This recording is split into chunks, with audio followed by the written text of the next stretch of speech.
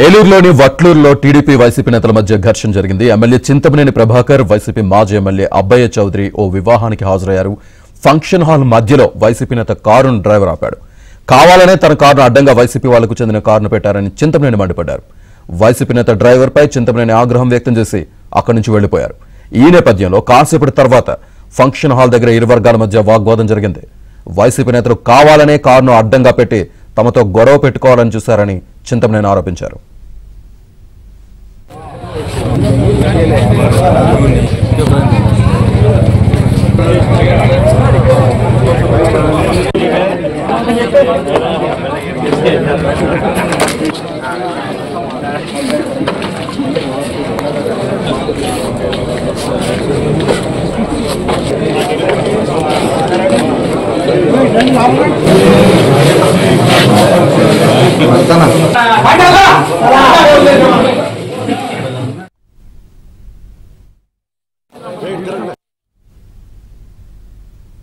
ఇదే విషయానికి సంబంధించి పూర్తి సమాచారాన్ని మా కరెస్పాండెంట్ రాంబాబు అందిస్తారు. రాంబాబు.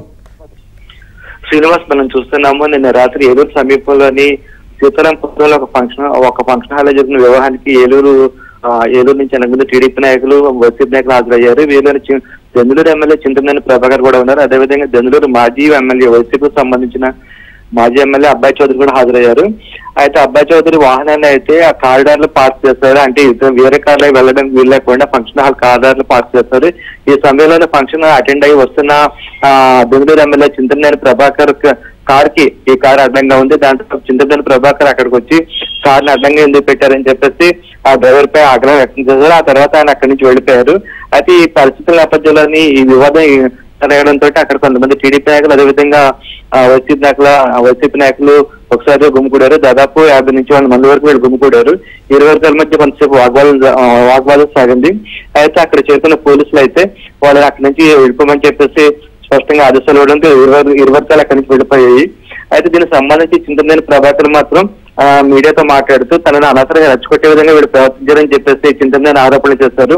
తన కారుకు వాళ్ళు కారు అడ్డంగా పెట్టారు, తనని వెళ్ళనివ్వకుండా అడ్డుకోవాలని చెప్పేసి వాళ్ళు చూశారని చెప్పేసి చింతమనేని చెప్తున్నారు. అంతేకాకుండా ఆ సమయంలో మేము 5గురు ఉన్నాము, కానీ వైసీపీకి సంబంధించిన వాళ్ళు అయితే దాదాపు 25 మంది ఉన్నారు. వాళ్ళు మాతో గొడవ పడాలని చూస్తారు, కానీ మేము మాత్రం సమన్వయంతో చాలా శాంతంగా వ్యవహరించామని చెప్పేసి చింతమనేని ప్రభాకర్ చెప్తున్నారు. మేము గొడవ పెట్టుకోవాలంటే ఎంతసేపు అధికారంలో ఉన్నాం, మేము ఏదైనా చేయగలం, కానీ ఆ విధంగా చేయకుండా సమన్వయంతో ఉన్నాం, శాంతంగా ఉన్నామని చెప్పేసి చింతమనేని చెప్తున్నారు. అంతేకాకుండా వైసీపీ నాయకులు ఇంకా మితిమీరి ప్రవర్తిస్తున్నారు, ఇంకా అధికారంలో ఉన్నట్లుగానే ప్రవర్తిస్తున్నారు అని చెప్పేసి చింతమనేని చెప్తున్నారు. ఈ విషయాన్ని పార్టీ దృష్టికి, అదేవిధంగా ప్రభుత్వం దృష్టికి తీసుకెళ్తారని చెప్పేసి చింతమనేని స్పష్టంగా చెప్పారు. అంతేకాకుండా రాత్రి జరిగిన గొడవ మీద ఫిర్యాదు చేయాలి, పోలీసులు ఫిర్యాదు చేయాలని చెప్పేసి గన్మెన్ కూడా చెప్పారని చెప్పి చింతమనేని చెప్తున్నారు. ఈ నేపథ్యంలో అయితే ప్రస్తుతం దెందులూరులో ఈ అంశం అయితే తీవ్ర చర్చనీయాంశంగా మారింది. ఎందుకంటే గత కొంతకాలం నుంచి ఇరు వర్గాల మధ్య వివాదాలు, ఘర్షణలు జరుగుతూనే ఉన్నాయి. ఈ నేపథ్యంలో నిన్న రాత్రి జరిగిన ఘర్షణ దీనికి మరింత ఆజ్యం పోసేట్టే ఉన్నట్లుగా రాజకీయ వర్గాలు అయితే చెప్తున్నాయి. మొత్తం మీద అయితే ఈ వివాదం మరింత ముదిరే అవకాశం కనిపిస్తుంది. Srinivas. Right, thank you.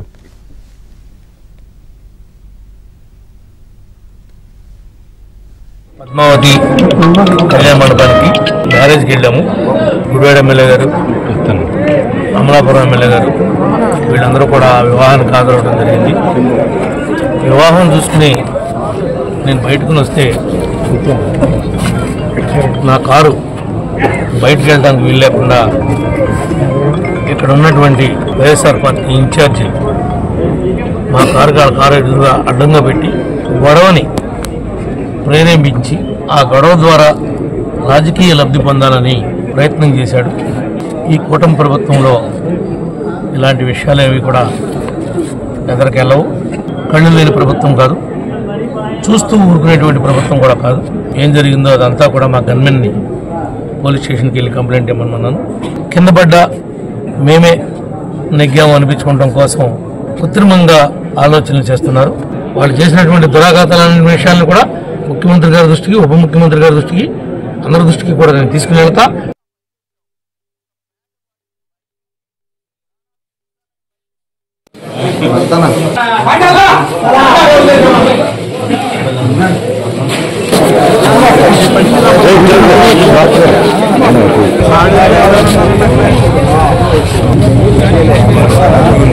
Gracias.